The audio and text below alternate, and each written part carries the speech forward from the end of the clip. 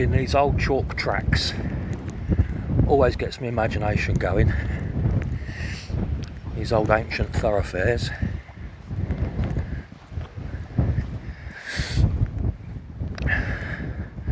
I keep getting the feeling that I've forgotten something.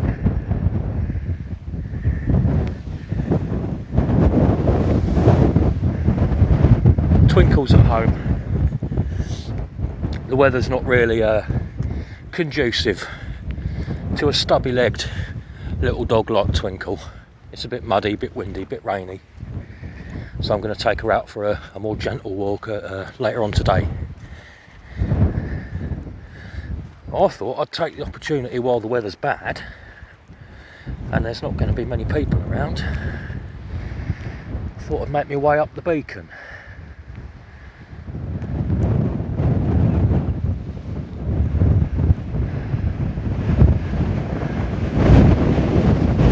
Oh Jesus Christ.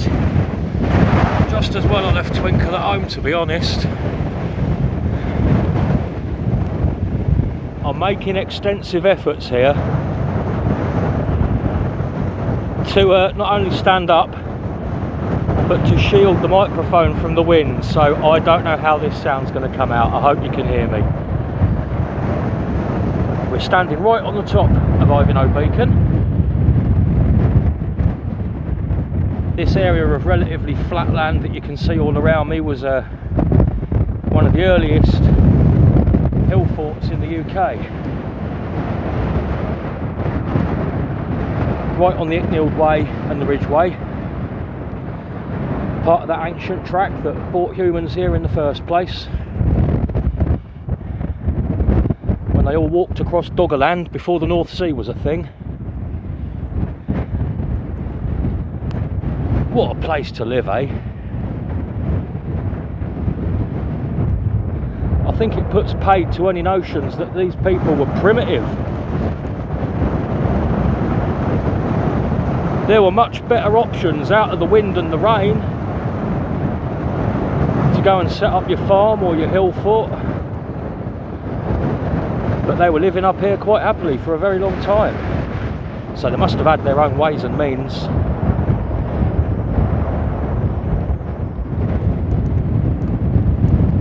You can see 5 counties from here.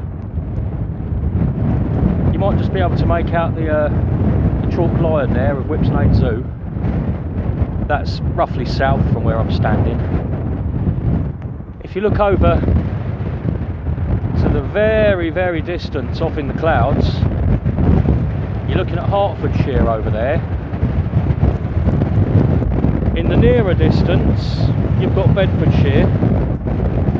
And we're standing just within the border of Buckinghamshire. Now if you look to the north, that hazy horizon over there is Northamptonshire, and to the west, if we look kind of southwest along the Ridgeway,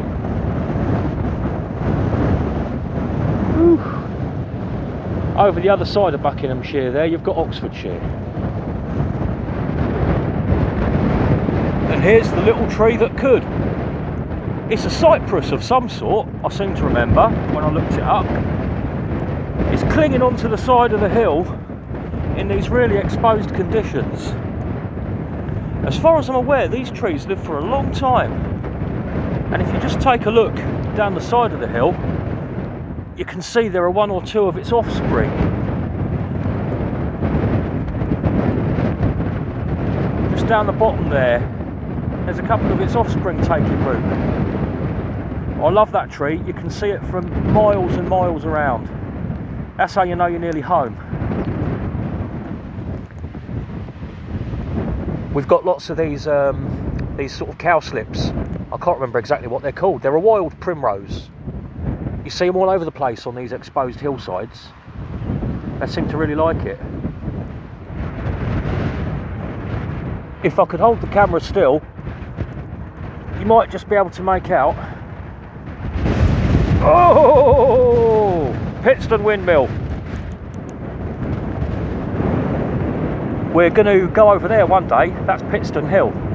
We'll go to Pitstone Hill because there's Neolithic flint mines, and there's also a Neolithic causewayed enclosure, which is the same kind of extremely rare enclosure as Maidenbower, which is just over there.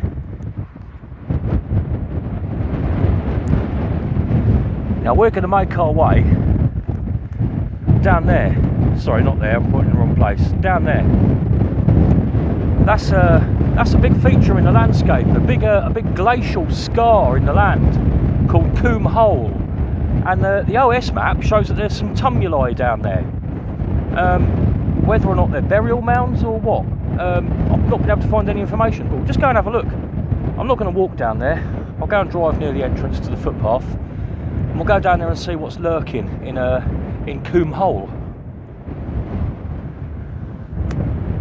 There's a little collection of burial mounds there, just to the western side of the beacon.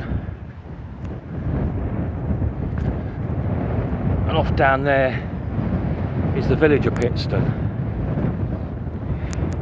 I very nearly didn't bother looking up the meaning of Pitstone. I always like to look up the meaning of the names of towns and villages. But Pitstone seems fairly self-explanatory. There are flint pits and chalk pits and various quarries and mines all over the place. So that seems to be the obvious place where Pitstone gets its name from. But it actually isn't. The Domesday Book calls it, Pycel's Torn, which translates as, from Old English, as Pycel's thorn tree. Now, whoever Pycel, or Pissel, or Pickle, or however it's pronounced, P-I-C-E-L, whoever he was, and whatever it was about his thorn tree that was important enough to name Pitstone after it, I've not been able to find any record whatsoever. Search as I might, I looked and looked and looked for the legend of Pycel and what his thorn tree might have meant. I'm guessing around here it would have been either a blackthorn or a hawthorn, both of which are steeped in mythology.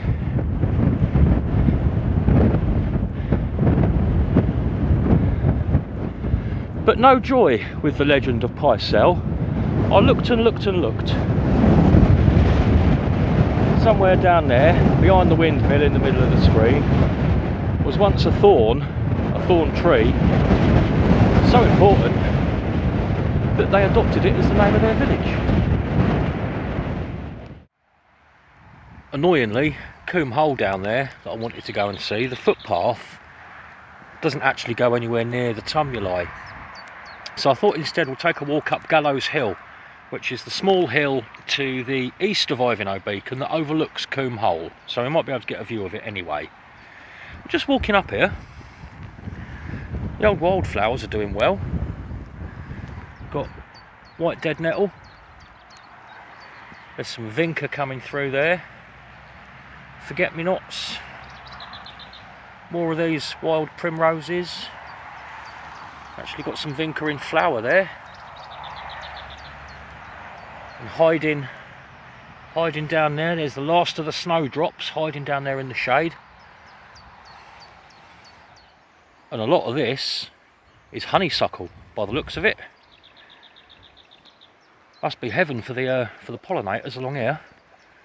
Give it a few weeks' time.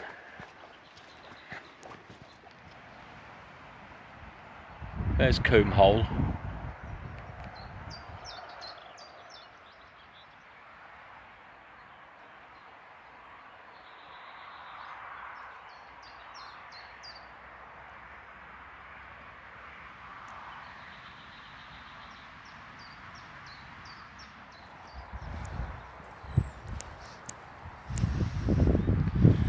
Somewhere running through here is a Grimm's ditch. One of the many Grimm's ditches. that are all over the country. And there are so many lumps and bumps around here. I've never actually been able to establish exactly which one of them is part of this Grimm's Ditch. There is a particularly huge one around here that goes for about 20 miles. Every time I walk past something like this, I'm thinking, well, is that part of it? I don't think this is. There are tumuli marked here on the map as well, but it gets tricky trying to figure out exactly what's what unless you've got something as obvious as a burial mound or a hill fort. Sorry, just trying to keep the wind off. Grimm's Ditch. There are a couple of ideas of what that name means, but one of them is that, and this is known fact, one of Odin's names was Grim. When he took the form of a one-eyed traveller, an old man seeking refuge. That's when he was known as Grim. Can you see that burial mound we're just coming up to?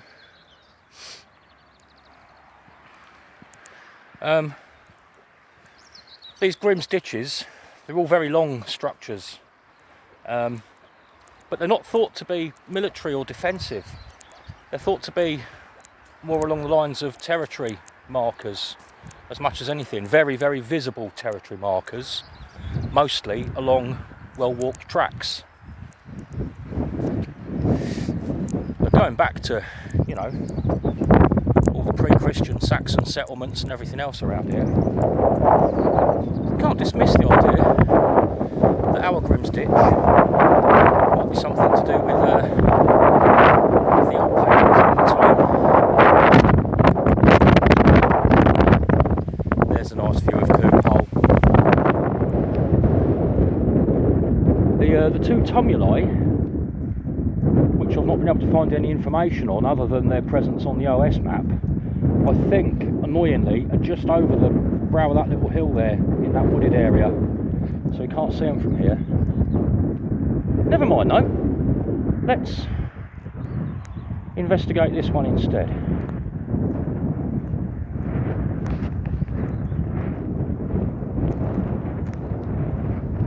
Yeah, very nice little spot for a burial mound,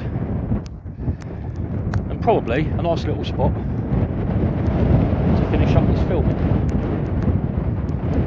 So we're stood on the burial mound of some unknown Neolithic, Bronze Age, Iron Age, Sax, oh who knows.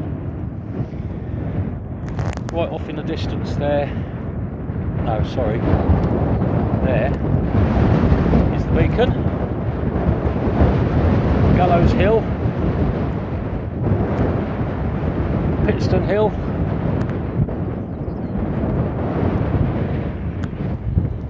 the Ashridge Estate up there,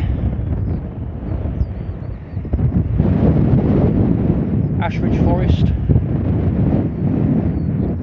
Bison Hill, Whipsnade Zoo, Dunstable Downs,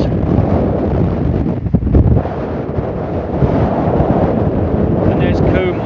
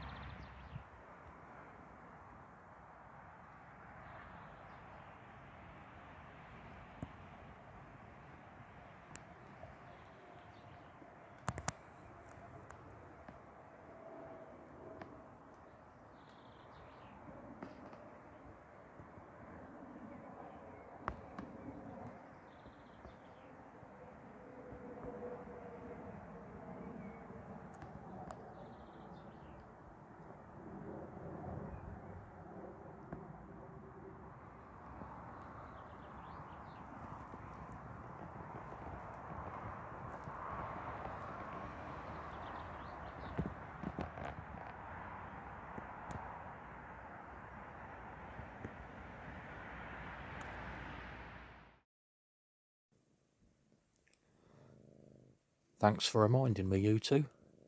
I think I might go looking for a local puma soon.